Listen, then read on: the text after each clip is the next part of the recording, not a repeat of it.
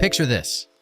It is the first morning of a 7-night family vacation at Disney's Polynesian Village Resort, the deluxe Disney World hotel that costs around $850 per night before tax. You stayed last night. You are walking back to the rental car you parked at the resort to drive over to Magic Kingdom for the day. Taped to the inside of your windshield, tucked under the wiper, is a small receipt. It reads, in plain text, overnight parking, deluxe resort, $35.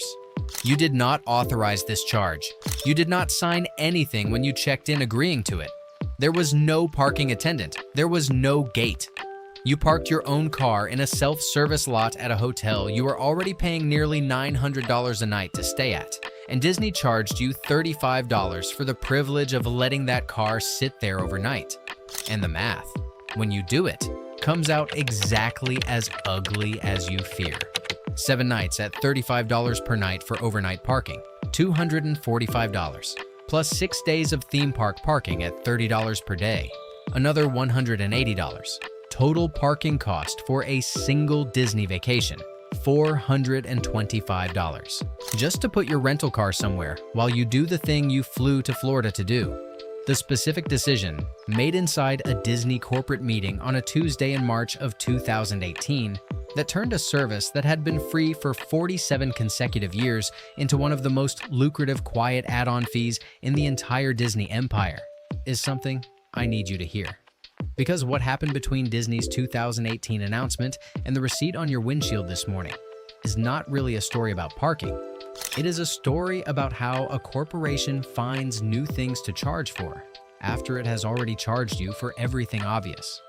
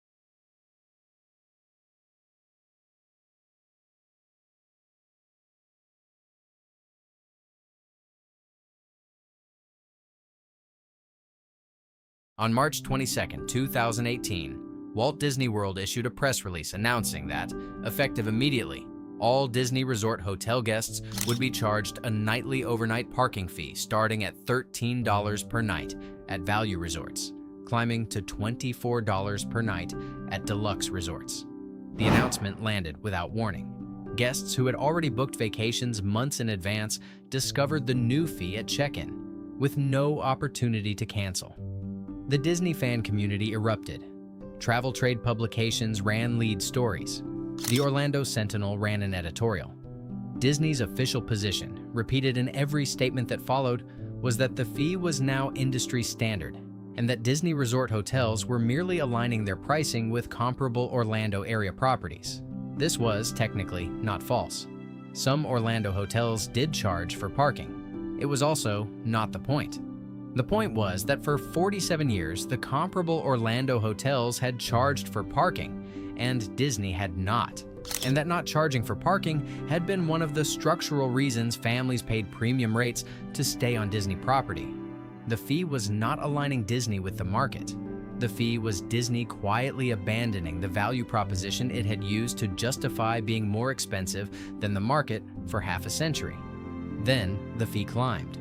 By 2019, deluxe resort overnight parking had increased from $24 to $25. By 2022, it was at $30. By 2024, it hit $33. By 2026, the deluxe resort overnight parking fee at the Polynesian, the Grand Floridian, the Contemporary, and the Yacht and Beach Club resorts sits at $35 per night. The value resort fee, which started at $13 in 2018, is now at $25 per night. That is a 92% increase in 8 years. And the theme park parking fee, which was actually unchanged through the 2018 controversy because it had always been charged, climbed alongside it. A 2018 standard theme park parking pass cost $22 per day. In 2026, the same pass costs $30 per day, with preferred parking climbing to $45 and oversized vehicle parking hitting $50.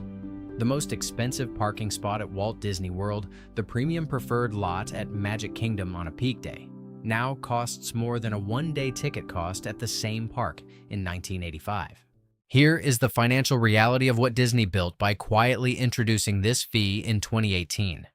Walt Disney World operates approximately 25,000 resort hotel parking spaces across its 30-something resort properties, at an average overnight rate of approximately $28 per occupied space per night, blended across the value, moderate, deluxe, and deluxe villa tiers, and at occupancy rates that Disney reports as consistently above 80%. The overnight parking fee alone generates an estimated annual revenue of between $140 and $180 million for the company. The theme park parking lots, which average closer to $30 per car per day and process millions of vehicles across the 4 parks each year, generate additional annual revenue estimated at over $100 million on top of that. Combined, Walt Disney World parking fees alone now bring in somewhere between $250 and $300 million per year. That is revenue from a service that, for 47 of the resort's 55 years of operation, was simply included in the price of staying there. And the structural cost of providing that service has not changed. The parking lots were already built. The pavement is already paid off. There are no parking attendants at most Disney resort lots, no gates, no security guards specifically dedicated to overnight parking. The lots are self-service. The fee is collected through the room folio at checkout. The marginal cost to Disney of charging a guest $35 to leave a rental car in an existing self-service parking lot overnight is, by any reasonable accounting, less than $1. The other $34 is pure margin. Disney has effectively invented, out of thin air, a service it did not previously charge for and is now generating somewhere between $140 and $180 million per year on it, with operating margins that approach 100%. The Disney parking fee is, by margin, one of the most profitable products inside the entire Disney Experiences division. And the part of the story that almost nobody is talking about is what Disney did legally to insulate itself from the backlash. In the months following the 2018 parking fee announcement, Disney quietly updated the legal terms attached to every resort reservation. The new language, embedded inside the Disney Resort Confirmation Letter and the binding terms and conditions guests agree to when they book, includes a clause that explicitly reserves Disney's right to charge fees for parking, transportation, and other previously included services, with or without advance notice at any rate the company chooses. That clause did not exist before 2018. It was added specifically to preempt the kind of consumer lawsuit that the introduction of the parking fee invited. Multiple class action complaints filed in 2018 and 2019, alleging that the parking fee was a deceptive trade practice, were quietly dismissed, with judges citing the new terms of service language as proof that guests had legally agreed to allow Disney to charge for previously free services. The lawsuits ended, the fees stayed, the legal cover became permanent. And here's the actual thesis of this entire story. The 2018 parking fee was not really about parking, it was a stress test. Disney was testing whether it could take a service that had been included with a Disney resort hotel stay for 47 consecutive years, charge for it without warning, raise the price every year, weather the resulting customer backlash, and emerge with a new permanent line item generating over $100 million in annual revenue. Disney passed its own test. The parking fee was the proof of concept that allowed every subsequent unbundling at Disney World to happen. Free Magic Bands stripped out, sold separately. Free Fast Pass killed, sold as Lightning Lane at $30 per person per day. Free Magical Express from the airport eliminated, replaced by a paid third-party shuttle service that charges $350 round trip for a family of 4. Free Extra Magic Hours quietly replaced with paid early entry, available only to deluxe resort guests at a premium room rate. Every one of those moves followed the exact playbook Disney piloted on parking. Take something that has always been included, quietly announce that it will now be charged for. Update the terms of service to legally insulate the change. Raise the price every year. Let the controversy die down. Pocket the new revenue stream permanently. The parking fee is the master template for everything else Disney has done to its resort experience over the last 8 years. And the families pulling into the Polynesian parking lot this evening, paying $35 for the privilege of letting their rental car sit in a self-service lot at a hotel that costs $850 a night, are not making a mistake. They are paying the parking version of the same fee Disney is collecting in 12 other categories simultaneously, every one of which was free in 2017. The car will be there in the morning. The Mickey-shaped pavement bollards will still be cute. The cast members will still smile at the gate.